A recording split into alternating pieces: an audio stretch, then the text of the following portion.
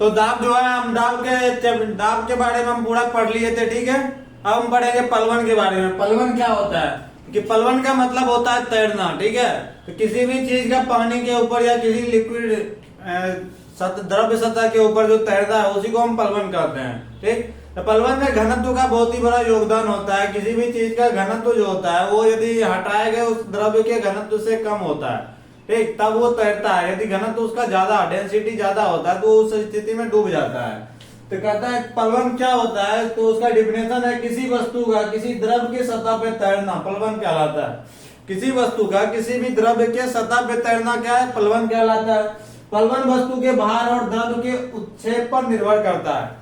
उत्क्षेप का मतलब होता है कि किसी भी द्रव के अंदर, यदि आप पानी के अंदर जाइएगा, ठीक है, नदी में या फिर क्या कहते हैं किसी तालाब के अंदर यदि आप अंदर जाते हैं तो आप महसूस कीजिएगा, यदि आप अपना पैर थोड़ा सा ऊपर उठाते हैं तो आपके ऊपर एक अंदर से बल लगता है जो कि आपको पानी ऊपर फेंकने की कोशिश करता है। इसी को उत्क्षेप बल कहते हैं या फिर उत्प्लावन बल कहते हैं, ठीक है, या उछाल बल कहते हैं। इसी को तीनों नाम एक ही हैं। उत्प्लावन बल कहिए, उत्क्षेप बल कहिए या फिर उछाल कहिए, ठीक है।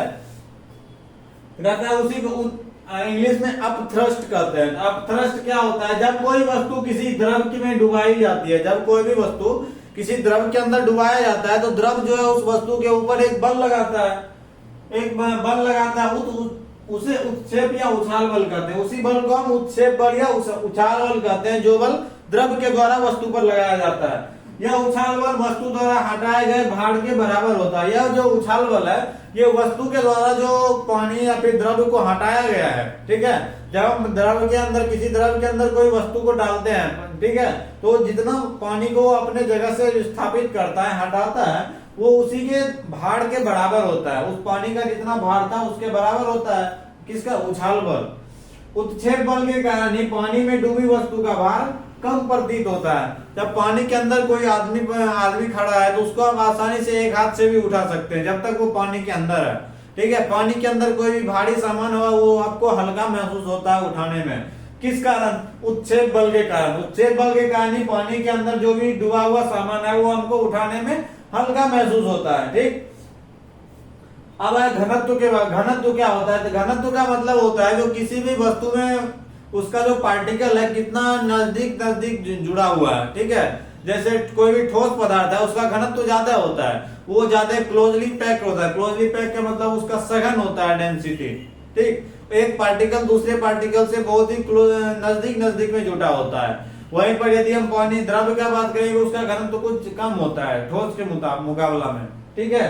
तो यदि किसी भी क्या कहते हैं वस्तु का घनत्व निकालना जाए तो उसका द्रव्यमान बटा आयतन, द्रव्यमान को हम आयतन से यदि डिवाइड कर देते हैं तो हमारा घनत्व का फॉर्मूला ये होता है द्रव्यमान बटा आयतन, ठीक। अब इसके बारे में देख लेते हैं।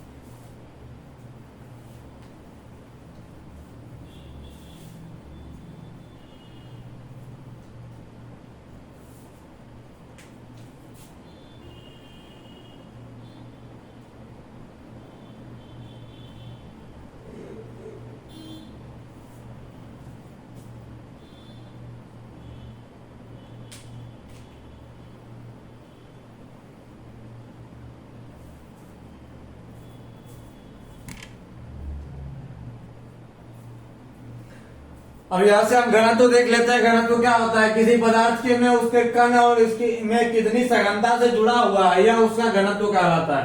किसी भी पदार्थ में जो पदार्थ का कण होता है वो कितनी सघनता से जुड़ा होता है, कितना नजदीक आके जुड़ा होता है, ये उसका घनत्व कहलाता है, ठीक है।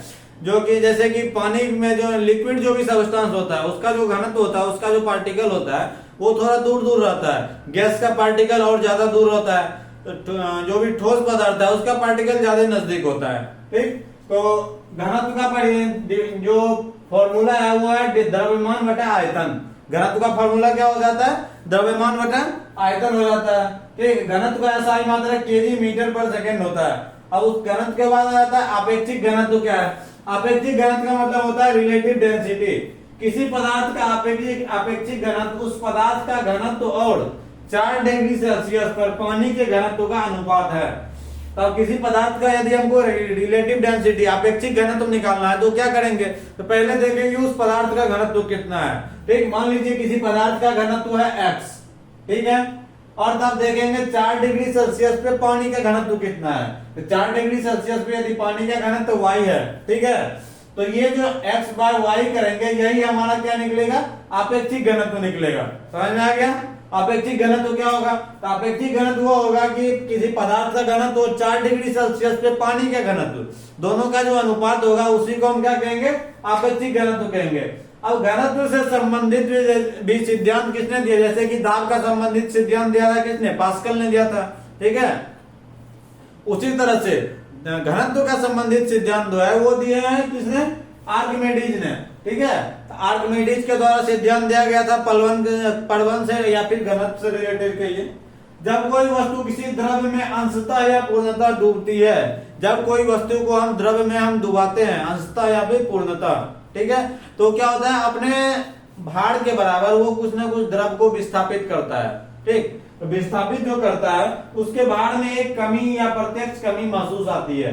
और जब उसके अंदर हम किसी भी ठोस वस्तु को किसी द्रव के अंदर डालते हैं तो उसको जब हम पानी के अंदर यदि कोई भी सामान डाल दे, या एक ईंट का टुकड़ा ले लिया उसको पानी में दे देंगे, तो वही ईंट का टुकड़ा यदि बाहर में तो आपको ज्यादा भारी महसूस हो रहा है, तो पानी के अंदर आपको कम महसूस होगा, हल्का महसूस होगा।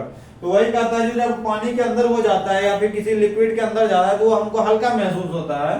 वो जो हल्का महसूस होता है उसके भार में एक प्रत्यक्ष कमी आती है जो वस्तु द्वारा विस्थापित द्रव के भार के बराबर होता है। वह भार में जो कमी आता है वो कमी कितना होता है, तो वस्तु द्वारा जो एक द्रव का जो कुछ भाग को विस्थापित किया गया है, विस्थापित द्रव के भार के बराबर होता है। किसका भार, जो हल्का हुआ, जितना हल्का हुआ, जैसे कि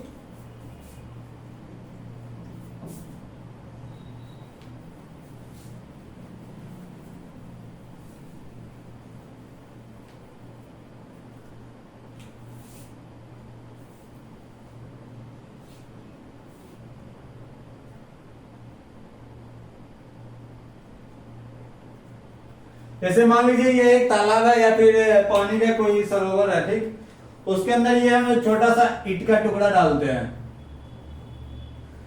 यही ईंट का टुकड़ा का यदि बाहर में वेट था 3 kg, ठीक है, और पानी के अंदर जाने पे इसका वेट कितना हो गया, मान लीजिए 2 kg हो गया। पानी के बाहर इसका वेट था 3 kg, पानी के अंदर गया तो इसका वेट कितना हो गया, 2 kg हो गया। ठीक है, अब 2 kg हो गया तो कितना वेट घटा है, 3 - 2 1 kg। 1 kg वेट जो है ये तो कम हुआ है। तो 1 kg वेट किसके बराबर होगा, जब ये टुकड़ा पानी में हम डालते हैं तो क्या होगा, मान लीजिए किसी गिलास के अंदर या यदि कोई टुकड़ा अलग से डालते हैं, वो गिलास पानी से भरा हुआ है, तो टुकड़ा पत्थर का टुकड़ा डालने पर पानी जो है गिलास से बाहर कुछ ना कुछ निकल जाता है। ये यदि तालाब है तो इसके अंदर यदि हम पत्थर डालते हैं तो कुछ ना कुछ मात्रा में पानी का जो है लेयर थोड़ा सा भी ऊपर हो जाता है। तो लेयर जो ऊपर हुआ है तो वो हुआ विस्थापित होना। तो कितना पानी विस्थापित हुआ उसका जो वो विस्थापित हुआ जो पानी है वो इसका जो भार है उसके बराबर होगा। कितना भार कम हुआ है, 1 kg भार कम हुआ है, तो पानी का जो यहाँ पे जो भार होगा वो 1 kg के बराबर होगा। तो वही कहता है किसी वस्तु के अंदर जो अंशतः कमी आती है द्रव के अंदर जाने पे, वो भार किसके बराबर, विस्थापित द्रव के भार के बराबर होता है। जितना द्रव उसका विस्थापित हुआ है उसका जो भार होगा, विस्थापित द्रव का जो भार होगा उसके बराबर होता है। किसका भार, इसमें कमी हुआ भार जो होता है, इसे आर्किमिडीज का सिद्धांत कहते हैं। जैसे यहाँ पे कितना का कमी हुआ था, 1 kg का कमी हुआ था। 1 kg का कमी हुआ था का मतलब ये हो गया उसमें जो पानी का लेयर जो ऊपर बढ़ा होगा वो 1 kg पानी का लेयर, उसका जो पानी जितना पानी का लेयर ऊपर बढ़ा होगा वो 1 kg के बराबर होगा। ठीक है, जैसे मान लीजिए अभी इसमें इसको कुछ देर के लिए एक टब मान लेते हैं, इसके अंदर हम एक ईंट का टुकड़ा डाले हैं। तो पहले पानी का यहाँ था लेयर, बाद में ये बढ़ के यहाँ आ जाता है। ठीक है, बाद में लेयर बढ़ के यहाँ आ जाता है। तो ये जो यहाँ से लेयर बढ़ के जो यहाँ आया है, ये हो गया विस्थापित लेयर जो है। तो यही विस्थापित लेयर का जो पानी है ये किसके बराबर होगा? ये जो ईंट के वजन में जितना कमी आया है उसके बराबर होगा। मतलब ये एक कमी कितना का आया? 1 kg का। तो विस्थापित जो द्रव है वो कितना का होगा? 1 kg का होगा। ठीक है, तो आर्किमिडीज का सिद्धांत क्या था ये समझ में आ गया होगा। ठीक है, आर्किमिडीज का सिद्धांत ये का, अब द्रव का भार निकालने का क्या फॉर्मूला है? ये जो विस्थापित द्रव हुआ है, यहाँ से लेके यहाँ से द्रव जो है यहाँ ऊपर चले गया, तो कुछ ना कुछ तो इसका हाइट बड़ा होगा ना h से। तो विस्थापित द्रव का जो है यदि भार निकालेंगे कितना भार है, तो उसके लिए क्या फॉर्मूला है? तो उसके लिए फॉर्मूला है विस्थापित द्रव का भार बराबर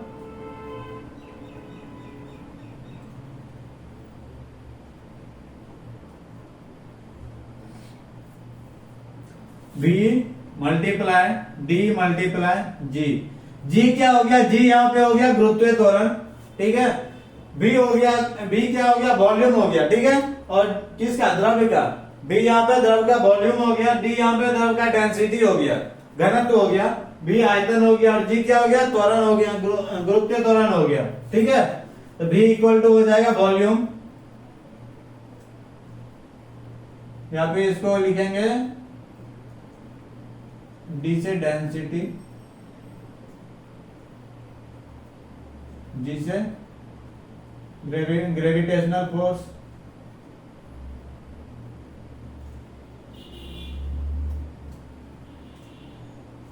गुरुत्वीय त्वरण हो गया जी।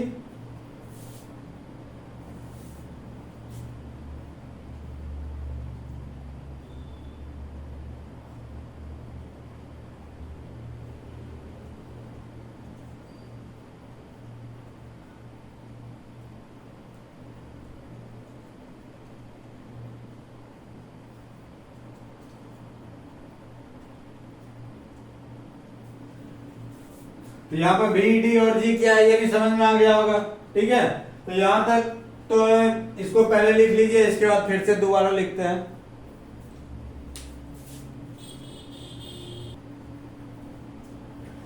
अब देखते हैं आगे का क्या है। उत्प्लावन बल जो होता है वो भार में कमी के बराबर होता है। भार में कमी जो होता है हटाए गए द्रव के भार के बराबर होता है। ठीक है,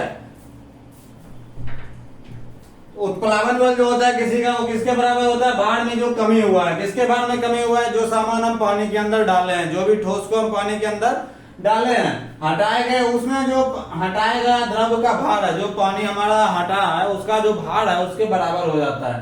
ठीक, तो ये वाला उत्प्लावन बल किसके बराबर होता है? जो भार में कमी हुआ है। किसके भार में? ठोस के भार में जो कमी हुआ है। ठीक है, और ठोस के भार में जो कमी हुआ है वो किसके बराबर हो जाता है? हटाए गए द्रव के भार के बराबर। मतलब वो जिस द्रव में हम उसको रखे हैं वो कितना हटा है या कितना विस्थापित हुआ है, उसका जो भार है उसके बराबर हो जाता है। ठीक है, अब पानी के जहाज की गति में वृद्धि जो है वो आर्किमिडीज के सिद्धांत के तहत ही होता है। ठीक है, यदि क्वेश्चन पूछेगा जो पानी का जो जहाज होता है उसमें उसकी गति में वृद्धि जो है ये किसके सिद्धांत पे आधारित है? ये आर्किमिडीज के सिद्धांत पे आधारित है। फिर अपेक्षित घनत्व की सहायता से सोने की शुद्धता का पता लगाया जा सकता है। अपेक्षित घनत्व की शुद्धता से हम सोने की शुद्धता का पता लगाया जा सकता है। वो किसका उपयोग करके? आर्किमिडीज सिद्धांत की सहायता लेकर के। किसका सहायता लेके? आर्किमिडीज सिद्धांत का सहायता लेकर के हम सोने की शुद्धता का भी हम पता लगा सकते हैं। ठीक है, अब घनत्व का इसमें इससे पहले जो हम घनत्व का मात्रक लिखे थे उसमें केजी मीटर पर सेकेंड हम लिख दिए थे, वो केजी पर मीटर क्यूब होगा। ठीक है, तो उसको आप सही कर लेंगे। जो घनत्व का मात्रक क्या होता है? केजी पर मीटर क्यूब होता है। ठीक, अब जब बर्फ पानी पर तैरती है तो उसका 1/10 हिस्सा पानी के ऊपर हमको दिखता है। ठीक है, घनत्व जब भी बर्फ का टुकड़ा पानी के ऊपर तैरता है तो उसका 1/10 हिस्सा ही मतलब बर्फ का 10वां भाग ही हमको पानी के ऊपर दिखता है। बाकी का 9 भाग जो है ना वो पानी के नीचे रहता है। ठीक, तो वही कहता है जब बर्फ पानी के ऊपर तैरती है तो उसका 1/10 हिस्सा पानी के ऊपर तथा 9/10 हिस्सा पानी के नीचे होता है। 9/10 हिस्सा जो है वो पानी के नीचे होता है। अब बर्फ का घनत्व तो होता है कितना? था बर्फ का घनत्व 0.9 ग्राम पर सेंटीमीटर क्यूब होता है। सीजीएस में 0.9 ग्राम पर सेंटीमीटर क्यूब या फिर 900 केजी पर मीटर क्यूब, 900 केजी पर मीटर क्यूब हो जाता है। और पानी का जो घनत्व होता है वो 1 केजी पर सेंटीमीटर क्यूब, 1 ग्राम पर सेंटीमीटर क्यूब अथवा 1000 केजी पर मीटर क्यूब होता है। ठीक, 1 केजी पर 1 ग्राम पर सेंटीमीटर क्यूब अथवा 1000 केजी पर मीटर क्यूब होता है। ठीक, अब होता है पलवन के नियम। पलवन जो होता है, जब कोई भी चीज किसी के द्रव में पलवन करता है तो द्रव का जो घनत्व होता है वो ज्यादा होना चाहिए उस वस्तु के घनत्व के, मतलब वस्तु का घनत्व कम होना चाहिए द्रव के घनत्व का। यहाँ पर यदि बर्फ का टुकड़ा तैरता है तो बर्फ का घनत्व वहाँ 900 केजी पर मीटर क्यूब है और पानी का घनत्व जो है 1000 केजी पर मीटर क्यूब है।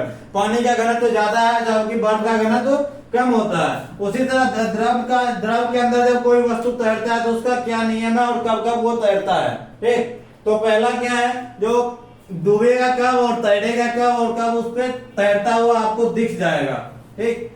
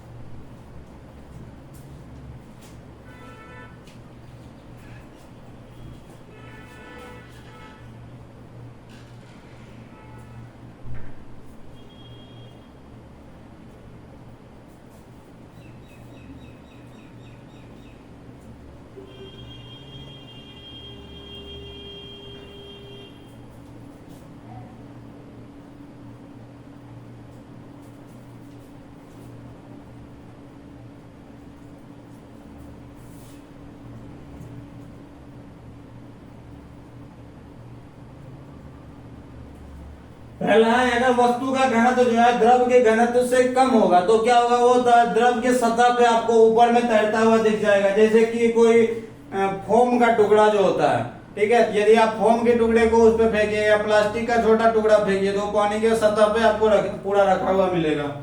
ठीक, तो वस्तु का घनत्व को हम मान लेते हैं W1।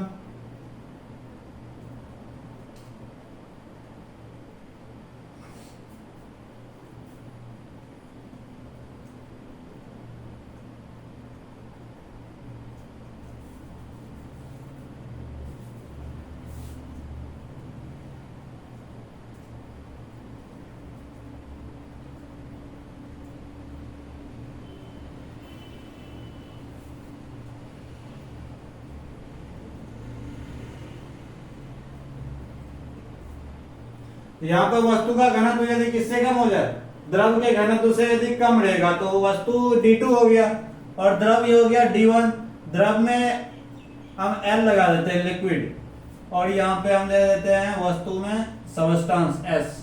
ठीक है, तो यदि सॉलिड या फिर सब्सटेंस का जो डेंसिटी है वो कम हो जाए किससे, कोई भी लिक्विड के डेंसिटी से, तो लिक्विड के अंदर क्या करेगा, ऊपर सतह पे तैरता हुआ मिलेगा। ठीक है, यहाँ इसका आंसर हो जाएगा वस्तु सतह पे तैरेगा।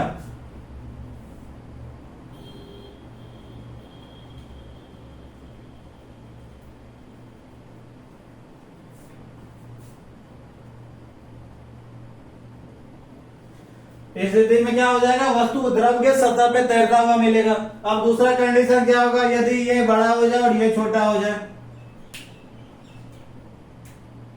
ये पहला था। दूसरा, यदि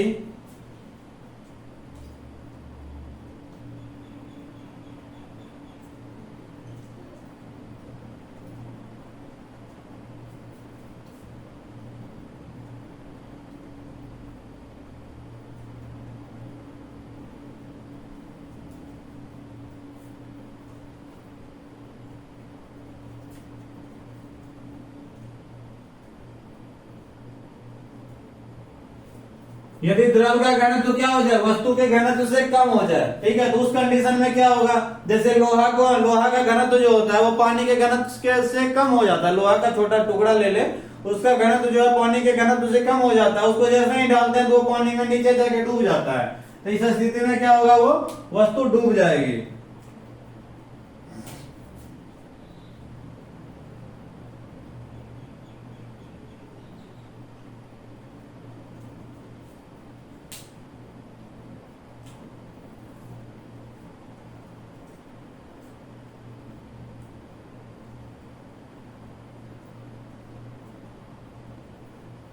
ठीक। उसके बाद अगला कंडीशन क्या बनता है, यदि वस्तु का घनत्व और द्रव का घनत्व दोनों बराबर हो जाए, वस्तु का घनत्व भी और द्रव का घनत्व दोनों यदि बराबर हो जाए, तो उस कंडीशन में क्या होगा, डूबा हुआ तैरता नजर आएगा। जैसे कि मांस का कोई टुकड़ा होता है, मांस के टुकड़े को आप यदि पानी में फेंक देंगे तो वो पानी के अंदर डूबा हुआ लेकिन तैरता हुआ नजदीक दिखाई देगा, ठीक है। तो पानी के ऊपर सतह पे तैरता हुआ रहता है, लेकिन पूरी तरह से सतह पे नहीं, पानी के अंदर डूबा हुआ तैरता नजर आता है, ठीक। जैसे कि मान लीजिए ये पानी है,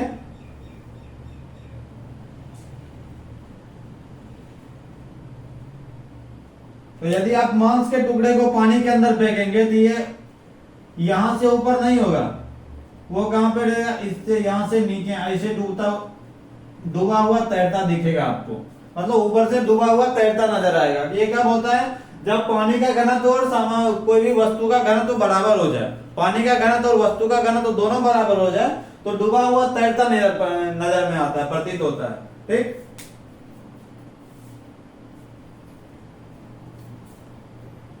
इसी को बिठा के इसको तीसरा नंबर कर देते हैं।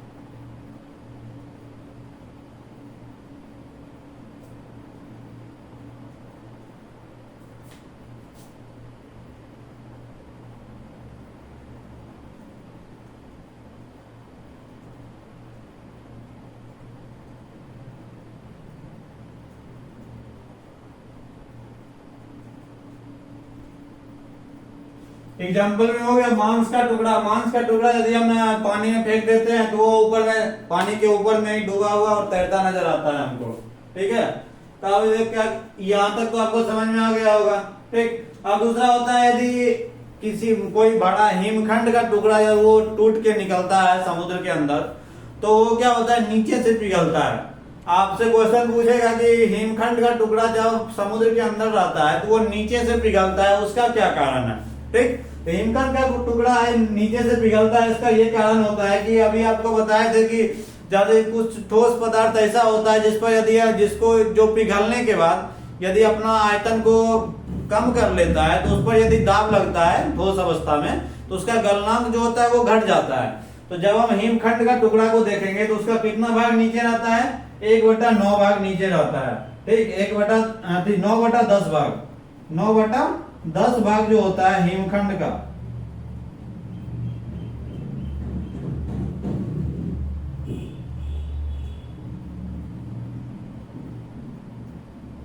पानी के नीचे होता है 9/10 भाग, ठीक। तो 9/10 भाग जो पानी के नीचे है तो वो बहुत गहराई तक होगा, तो उस पर पानी के अंदर जितना गहराई में जाइएगा उतना ज्यादा उस पर प्रेशर बनेगा। तो प्रेशर जितना ज्यादा बनेगा तो गलनांक क्या हो जाएगा, प्रेशर ज्यादा बनेगा तो गलनांक घट जाएगा, और गलनांक जब घट जाएगा तो क्या हो जाएगा, वो नीचे से ही पिघलना स्टार्ट कर देता है। तो क्वेश्चन यदि पूछेगा कि हिमखंड का टुकड़ा बाहर से पिघलना स्टार्ट होता है ज्यादा कि नीचे से, हिमखंड का टुकड़ा पे पानी में नीचे से प्रेशर ज्यादा बनता है, इसीलिए हिमखंड का टुकड़ा कहां से पिघलना स्टार्ट करता है, नीचे से पिघलना स्टार्ट करता है, ठीक है। तो यहाँ तक प्लवन क्या था, उसके बाद दाब क्या था, ये सारा बात अभी तक में आपको समझ में आ ही गया होगा, ठीक है। और जो जिसका भी फॉर्म अभी तक नहीं भराया था, जो नहीं भरे हैं उसका डेट जो एक्सटेंड हुआ है तो 15 तारीख तक है, तो अपना फॉर्म अभी 15 तारीख तक में ITI वाले भर ले।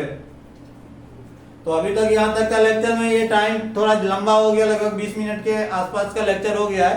तो अगले वीडियो में अगले टॉपिक पर हम बात करेंगे, ठीक है। यह वीडियो यहीं तक।